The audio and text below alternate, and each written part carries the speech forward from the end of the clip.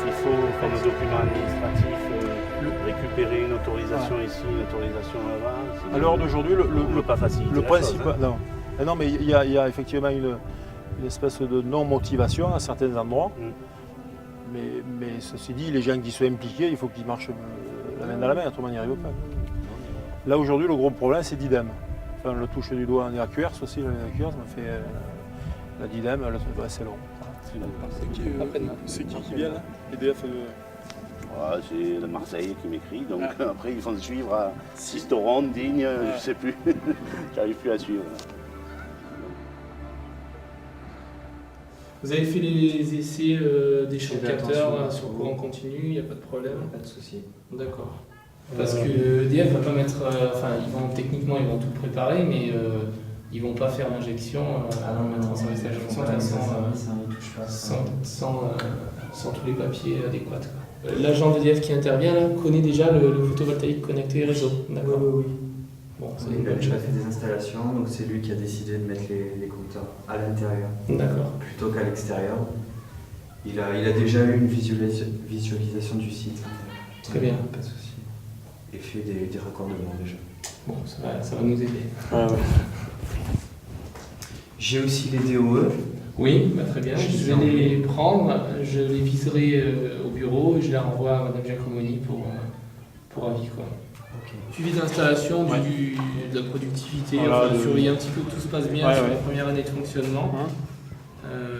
Donc ça, à partir du moment où l'installation est connectée réseau, il y a une période d'un an sur laquelle on fera des visites que l'on mentionnera en mairie. Voilà, pour bien faire le point, récupérer aussi les factures de production en fait. Pour faire les relevés. Je pense que la première année, ça va peut-être un petit peu flotter par rapport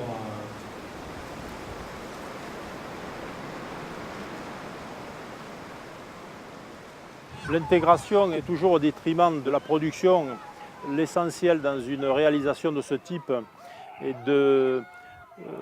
moi je suis particulièrement heureux de voir que l'architecte qui a travaillé sur ce projet a fait beaucoup d'efforts de créativité pour intégrer architecturalement ces panneaux. Et forcément la réussite visuelle est toujours au détriment de la production, eu égard à l'inclinaison qui n'est pas forcément le plus adapté pour produire. La communauté de communes Moyenne-Durance m'a confié ce projet en 2003. Nous avons décidé d'un commun accord d'intégrer au bâtiment une architecture bioclimatique avec des éléments donc, de solaire photovoltaïque et solaire thermique, de façon à intégrer au maximum tout ce qui était capteur pour produire l'énergie pour le chauffage.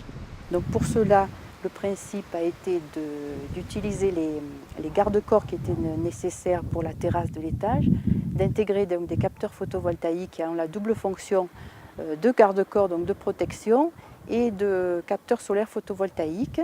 Des capteurs solaires ont ici également été intégrés dans les pergolas qui servent donc à la fois d'occultation solaire pour protéger les terrasses d'un trop fort rayonnement en été, et de capteurs solaires.